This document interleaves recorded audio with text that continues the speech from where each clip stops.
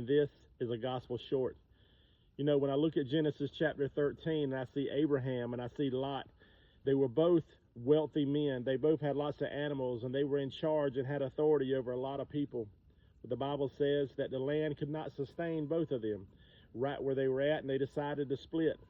And from the position that they were at to where they were talking, they could see the beautiful valley that was filled with water. And it was the perfect place that you would imagine that you could take all of your animals and take your people and build a future. Well, Abraham, the Bible calls him Abram at the time, he decided, even though he had the right to choose first, he allowed Lot to choose first. You see, Abraham had the right because he was the elder. He was the uncle. Lot was the nephew. And he could have chosen all the land he wanted, and then he could have told Lot what land he could have. Well, he doesn't do that. I want to encourage you today and try to share something with you, that just because you can do something, don't mean you should. Just because you can does not mean you should.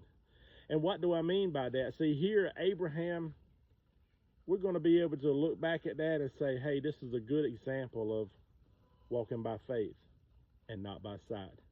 Boy, they could see that lush and beautiful land. They could see that it could supply the needs of his family. They both could see that it could supply the needs of their animals. But still, Abraham says, you choose. So, my friends, I want to encourage you.